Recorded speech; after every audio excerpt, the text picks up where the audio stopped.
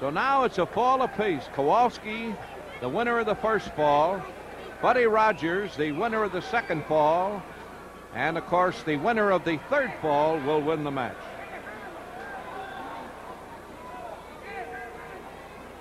Just about everything happened to Buddy Rogers in '62. During the year, he suffered a concussion, a broken leg, and a broken nose. Buddy, by the way, is a strong enthusiast for dieting. Very, very careful about his diet. Rogers stands 6 feet in height. He drew over $1 million in little over 2 years in Chicago alone. Now the bell, and here is the third fall. Rogers and Kowalski on Wrestling Champion from the Coliseum in Chicago. Bob Elson here at ringside, and Rogers flying across the ring, gets up and started to fly off the ropes, but checked himself. And look at that Buddy Rogers strut. Buddy Rogers and Kowalski. And a takedown and a step over toe hold applied by the killer. Now it's a fall apiece. This is the big one coming up. The next fall, the man who gets the next fall will be the winner. This is a big, big match for both these men. And Kowalski carries Rogers all the way across the ring, drapes him over the ropes there, and look at this punishment he's dealing out.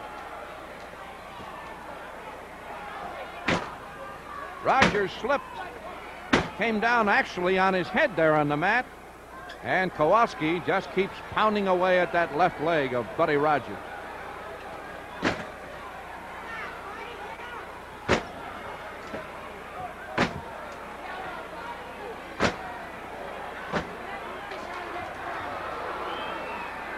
Rogers draped over the lower rope now. Well, there's a shot, a fine shot of two of the outstanding wrestlers in this sport today, Kowalski and Rogers. Two of the really big names, big money makers. These fellas are in demand all over the country. Kowalski trying to drag Rogers away from the ropes, trying for a press, but he gets away.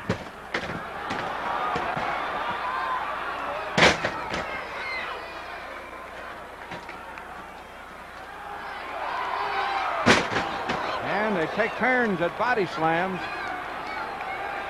You got to be in shape to take this kind of pounding. Here's another one. Oh, that wouldn't feel good even on a mattress.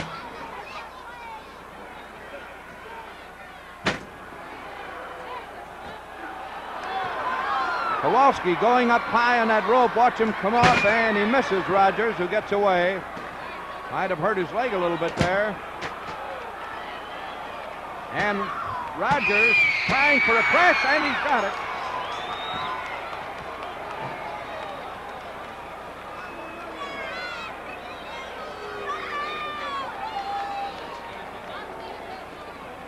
Well, let's get right into the ring now to the announcer, Dick Elliott.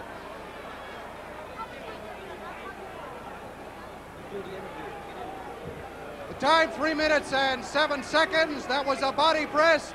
The winner of the fall and the match, Buddy Rogers.